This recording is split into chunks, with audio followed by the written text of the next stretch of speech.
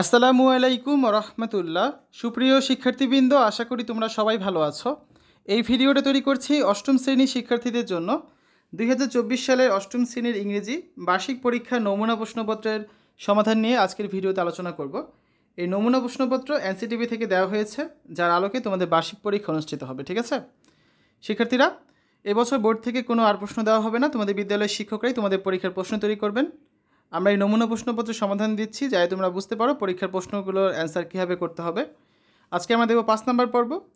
এর আগে 4টা পর্বে আমরা বেশ কিছু প্রশ্নের সমাধান করেছি। 1 নাম্বার পর্বে আমরা এই টেস্টটা পড়ে তার আলোকে এই এমসিকিউগুলো এবং এই কোয়েশ্চেনগুলোর অ্যান্সার দেখেছি। 2 নাম্বার পর্বে আমরা এই টেক্সটটা পড়ে এই টেক্সটের আলোকে ট্রু ফলস, তারপর টেবিল ম্যাচিং এবং একটা সামারি রাইটিং, এই কাজগুলো করেছি। 3 নাম্বার পর্বে আমরা এই কবিতাটা পড়েছি এবং এই কবিতার আলোকে এই যে টেবিলটা পূরণ করেছি। গত পর্বে 4 নাম্বার পর্বে আমরা গ্রামার অংশে চলে গিয়েছিলাম। সেখানে গ্রামার অংশ থেকে আমরা 4 নাম্বারের কোহেসিভ ডিভাইস এবং সেগুলো ব্যবহার করার কারণ, এই ছকটা পূরণ করেছি। তারপর 5 নাম্বারের রাইট ফর্ম ভার্ব, এই কাজটা করেছি। এই পর্যন্ত গত ক্লাসে আলোচনা করেছি। আমাদের আজকে আলোচনা এখান থেকে শুরু। ঠিক আছে, এটা আমাদের 5 নাম্বার পর্ব। দেখো কি বলা আছে 6 নম্বরে। Hair is a story of মারিয়া। এখানে মারিয়ার একটি গল্প আছে।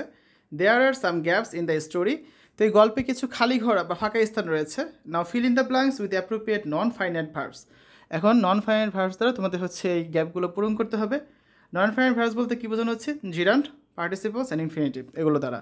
তো আমরা যখন তোমাদের বইয়ের সমাধানগুলো করছিলাম, তোমাদের বইয়ের প্রথম 9টা-10টা অধ্যায় সমাধান আমাদের চ্যানেলে করে দেওয়া আছে। সেখানে দেখবে যে চ্যাপ্টারে জিরান্ড, পার্টিসিপলস, ইনফিনিটিভ নিয়ে আলোচনা করা আছে। বিষয়গুলো খুব সুন্দর করে বুঝিয়ে দেওয়া আছে।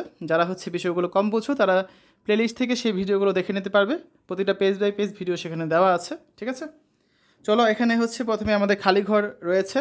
আমরা এখানে প্রশ্ন না পড়ে সরাসরি অ্যান্সারে চলে যাই। তোমরা খেয়াল করো, প্রতিটা শূন্যস্থানের পাশে কিন্তু ব্র্যাকেটের মধ্যে 2টা করে ওয়ার্ড দেওয়া আছে। এখান থেকে যে কোনো একটা তোমাদের সঠিক অ্যান্সার হবে। ঠিক আছে, তো আমরা এখান থেকে সঠিক অ্যান্সারটা লিখে সরাসরি অ্যান্সারটা উপস্থাপন করছি তোমাদের সামনে।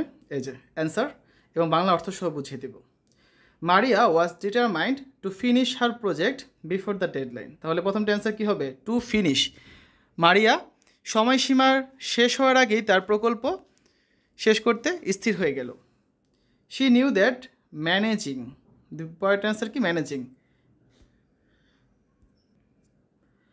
Well was crucial. So she knew that managing her time well was crucial. সে এটা জানতো যে তার সময় ভালোভাবে ব্যবস্থাপনা খুবই গুরুত্বপূর্ণ ছিল। আফটার প্ল্যানিং, এটা হবে কি? Planning her schedule carefully she began to work on the most challenging task first.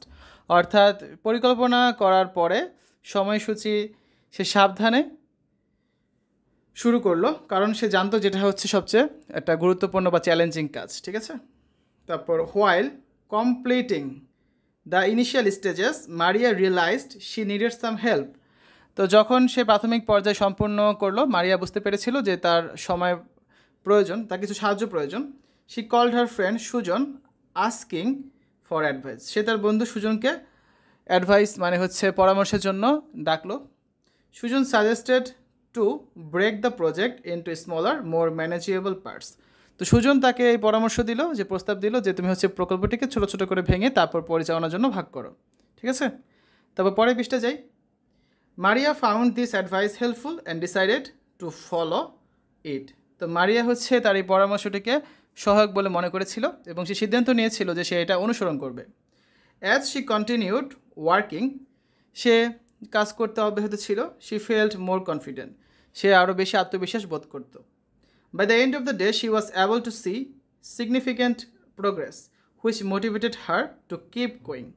তো দিন শেষে সে তার উল্লেখযোগ্য অগ্রগতি দেখতে সক্ষম ছিল, যা তাকে এই কাজ চালিয়ে যেতে আরও অনুপ্রাণিত করেছিল। ঠিক আছে, তো এই আমাদের 6 নাম্বার যে গ্রামাটিক্যাল কোয়েশ্চেনটা ছিল সেটার অ্যান্সার। আরেকটা কোয়েশ্চেন বাকি আছে 7 নম্বরে। Read the following sentences and identify time adverbials, then write new sentences using the same adverbial for each. তো নিচের বাক্যগুলো পড়ো এবং সময় ক্রিয়া বিশেষণ টাইম অ্যাডভার্বিয়াল এগুলো চিহ্নিত করো। তারপর নতুন বাক্য লিখে প্রত্যেকের জন্য একই ক্রিয়া বিশেষণ আবার ব্যবহার করতে বলা হয়েছে।